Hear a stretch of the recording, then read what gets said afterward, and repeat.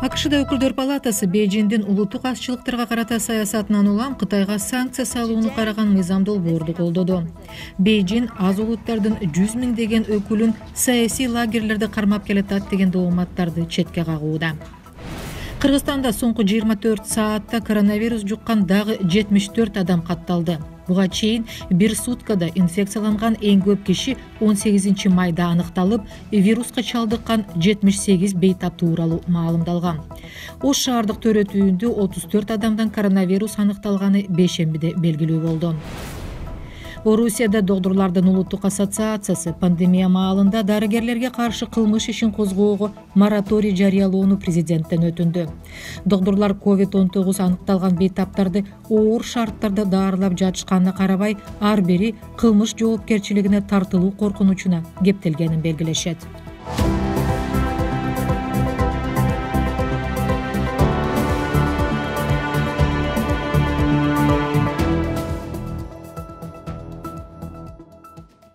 Саламаттык сактоо министринин орун басары Нурболот Үсөнбаевдин маалыматына ылайык, Кыргызстанда соңку 24 саатта коронавирус жуккан дагы 74 адам катталды. Буга чейин бир суткада инфекцияланган эң көп киши 18 майда аныкталган, ал күнү вируска чалдыккан 78 бейтап тууралуу маалымдалган. Министрлик Ош шаардык төрөтүүндө 34 адамдан 15 медицина кызматкери, 14 эне жана 5 ымыркайдан коронавирус табылганын кабарлады. Жалпысынан 28 майга карата Кыргызстанда коронавирус 1594 адамдан табылды. 16 бейтап каза болду, 1066 киши айыгып кетти. COVID-19 илдетини кабылгандардын 60% жашы жете элек балдар, алардын ичинен 20га жакыны ымыркайлар. АКШда өкүлдөр палатасы Бейжиңдин улуттук азчылыктарга карата саясатынан улам Кытайга санкция салуу каралган мыйзам долбоорду колдоду. Ушул айдын ортосунда бул документти Сенат жактырган болчу. Мыйзам долбоор эми президент Дональд Трампка кол коюуга жөнөтүлөт. Кошмо Штаттарынын президенти бул демилгени тыкыр карап чыгаарын айткан. Бул документте Бейжиңдин уйгур, казак, кыргыз өңдүү мусулмандарды ар тараптан куугунтуктап кысмактаган саясатынан улам Кытайдын жогорку даражалуу бийлик өкүлдөрүнө бир катар санкцияларды салуу каралган. Адам укуктарын чектөө үчүн пайдаланат деген жабдыктарды Кытайга экспорттоого чектөө киргизилери көрсөтүлгөн.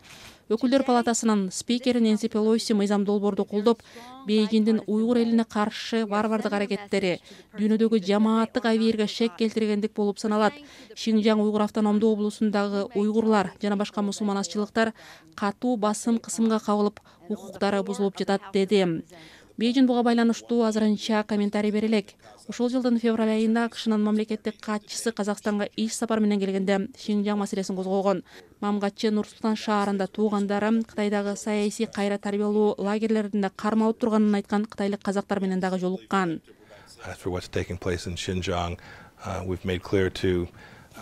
Шинжаңда болуп жаткандар тууралуу сөз кылсак, биз Кытай өкмөтүнө да, бүгүнкү иш сапарында Казакстандын өкмөтүнө да так айттык.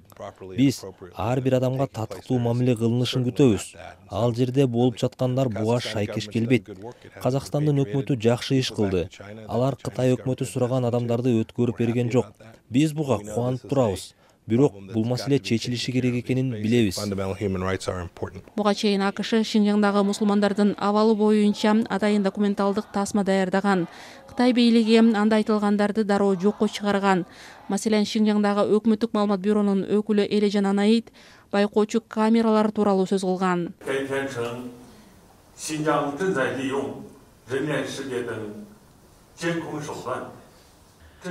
Документалдык тасмада Шинжаңдагы көзөмөл камералары жана адамды жүзүнөн аныктоочу системалар уйгурларды жана башка мусулмандарды басмырлоо үчүн колдонулат деп айтылыптыр. Бул негизсиз жалган жала. Жолдордогу, жол кесиштердеги жана коомдук жайлардагы камералар социалдык башкарууну жакшыртуу максатында кылмыштуулуктун алдын алуу үчүн орнотулган. Бул системалар кайсы бир этникалык топко каршы багытталган эмес. Бул жарандарды коргоого багытталган система. Дүйнөнүн башка өлкөлөрү деле социалдык башкарууну жакшыртуу максатында заманбап технологияларды колдонуп жатат.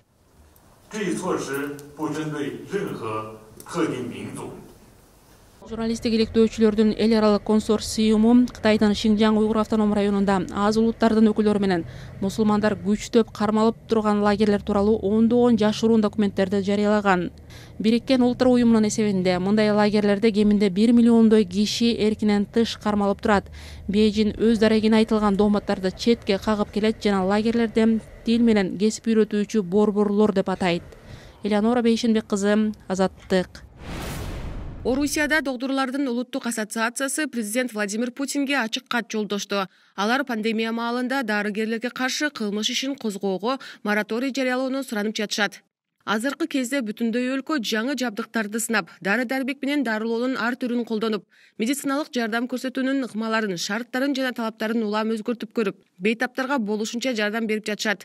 Иш жүзүндө биз COVID-19 менен ооруган бейтаптарды изилдөөчүлүк мүнөздө дарылап жатабыз деп жазылат орусиялык доктурлардын Путинге жөнөткөн катында. Саламаттык сактоо министрлигинин көрсөтмөлөрү да улам алмашып жаткандыктан доктурлар каза болгон бейтаптардын туугандарынын арыздарынан гана эмес, пандемиядан кийин мамлекеттик органдардын кылмыштык куугунтуктоосунан да кооптонуп турушканын айтышат. Бурмаланган диагноздар менен статистикада кийин доктурларга каршы кылмыш иштеринин козголушуна түрткү болушу мүмкүн. Если человек умирает в больнице, Адам кимдир бирөөнүн аракетинен каза болсо же туугандары туура эмес дарылоо боюнча арызданышса, кылмыш иши козголот. Адам ооруканада көз жумган болсо эле иш козголо бербейт. Өлүктү союп, доктурлардын диагнозу менен ички органдардын абалы текшерилет. Ошол эле маалда COVID-19га качан тест тапшырылганы, жыйынтыгы кандай болгону тастыкталат. Диагноздор боюнча мен орус бийлиги илдетти жашырып жатат деп айтмак эмесмин. Алар жөн гана өлүмдүн себебин көрсөтүүдө башкача типти колдонуп жатышат. Эгер адамда COVID-19 тест менен аныкталган болсо, COVID-19 дешип, илдет аныкталбаган болсо, пневмония деп көрсөтүп коюп жатышат. Бул бир эле нерсе экенин баары түшүнөт, бирок тесттин жыйынтыгы болбогондуктан такыр башка статистика жүргүзүлүп калып жатат. Это многие понимают, что это почти одно и то же, и скорее всего могло быть одно и то же, но теста нет, подтверждения нет, и это уходит совершенно в другую статистику.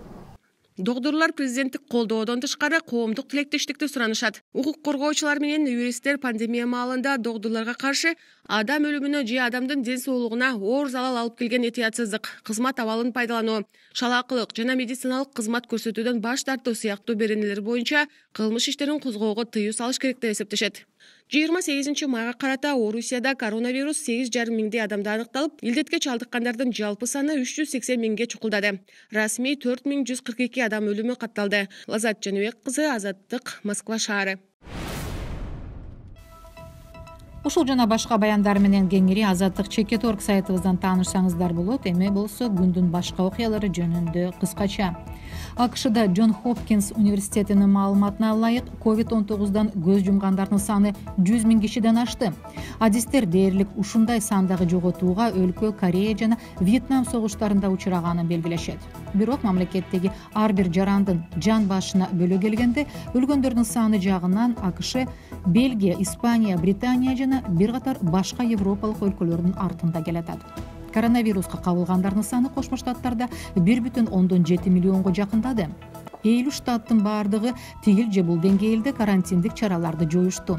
Адистер инфекциялангандардын саны 2 жума бою азайганы байкалганда гана чектөөлөрдөн баш тартса болоорун эскерткени менен бир топ жерлерде бул эреже сакталган жок. Андан тышкары вирустун жайылышын алдын алуу кеңештерине көңүл кош мамиле кылгандар көп. Дүйнөдө бейшембиге карай вирус 5,6 миллион кишиде табылды. 355 миң бейтап оорудан каза тапты. АКШда Миннеаполис шаарынын мэри прокуратураны ыңды кара кишинин өлүмү боюнча кылмыш ишин ачууга чакырды. Дүйшөмбү күнү полициячы дүкөндө жасалма $20 менен төлөөгө аракет кылган деген шек менен Джордж Флойд аттуу жергиликтүү тургунду кармоо маалында аны тизеси менен муунткан.